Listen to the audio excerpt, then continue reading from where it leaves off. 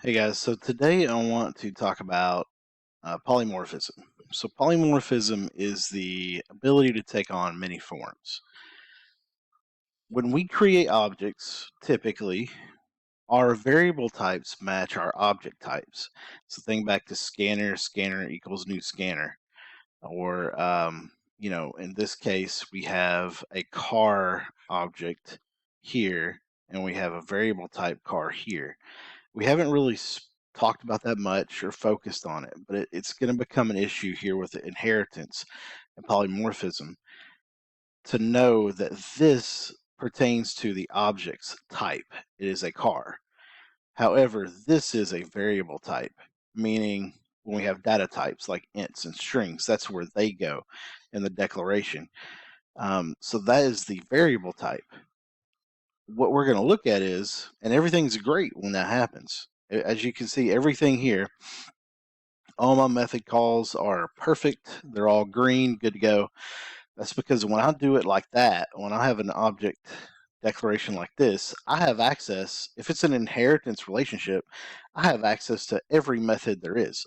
I've got that access to the superclass methods and the subclass methods. Everything is fantastic. However, we're going to look at what happens if and you can already see, if I swap these up and combine different ones. So in this case, if I have a car object, but I store it inside a vehicle variable type. Before we go further, let's look at the classes that I have set up here. I have a vehicle class. The vehicle class has a speed, it has a color, it has wheels. I'm setting a default speed of 0 for any vehicle. It's going to be able to take in color and wheels, and it has a getter for speed, and it has a getter for wheels. That's it. I just want to keep it simple. What you need to really take note of is the getters, or the methods. So this one has speed and wheels. The car class extends vehicle.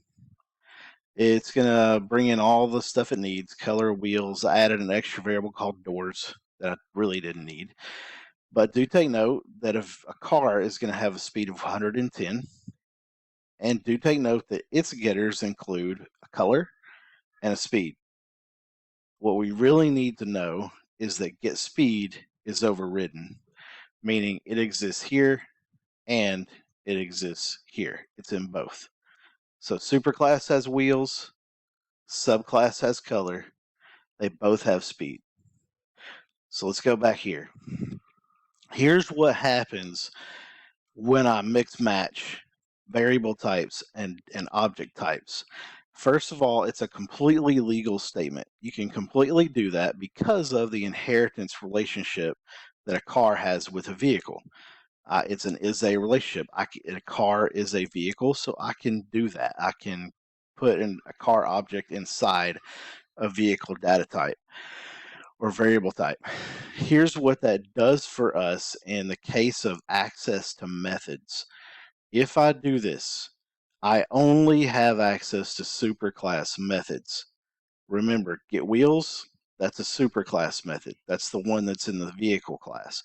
So this one, perfectly fine. Everything's great, hunky-dory. However, I do not have access to any of the subclass methods. Get color was a subclass method. I don't have access to it anymore. If I change this back to car, again, everything's great. If I change it to vehicle, I lost access to that subclass method. However, there is a caveat, and you will guaranteed be tested on this on the AP exam because it's a difficult concept to grasp, and they like to do that to you. So those are easy to understand, and we've probably will or have already practiced that in class. The fact that these lose access, okay? However, there is a scenario that changes those rules. Looking down here, binding. So binding is the process of determining which method to call. We talked about binding very, very briefly, might have been last year, because we were learning about overriding methods and overloading methods. and we probably briefly talked on binding. But what binding is, or when a method is overridden in a subclass, such as getSpeed, remember they both have a getSpeed method, so it's overridden, the object type determines the method that is called.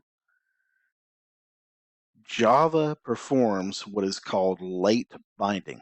Late binding is when the binding occurs only when you run the file or the class, when you run it. So when you run it, Java says, okay, which one of these methods am I going to call? In this case, it is going to take the method that matches the object's type. That is the complete opposite of what you think would happen. Remember, the object type is car here, and we lost access to those methods. So this is the complete opposite of our thinking. If it is overridden, if it is an overridden method, it will gain access to that subclass method. So when I print this, when I say go, and it breaks because I didn't comment this out, when I tell it to go, notice that the speed is 110. That should not be. Why should that not be? Because if we're hanging to this mentality, I should not have access to the subclasses getSpeed. This should be printing 0 because that is what is in the superclass, and I don't have access to the subclass methods. What changes it is the fact that it's an overridden method. Because getSpeed is overridden, at runtime, when you run your file, Java's going to say, all right, this is overridden, so I'm going to go with the overridden method in this case. And it's going to temporarily give you access to that subclass method because it is an overridden method. I still don't have access to any of the others. If they're not overridden methods, I still don't have access to them. Okay, like for instance, the getColor, which is why I have it commented out. I hope that makes sense.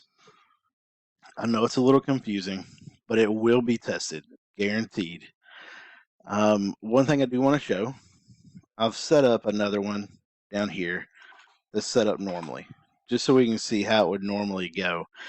So in this case, I have a car I have a car variable type and a car object type, and I'm going to call getSpeed, getWheels, and getColor. And you can see a Corolla, 110 miles an hour. So it grabbed the overridden method as well. So you could probably say it will always grab the overridden methods no matter what. You could probably think of it like that. It's going to have 4 wheels, and its color is going to be red. The reason why I'm going to show this to you is this is an overridden method. The getWheels is in the superclass, and the getColor is in the superclass. So if you set it up like this, it has access to everything. Okay, so I hope this cleared it up.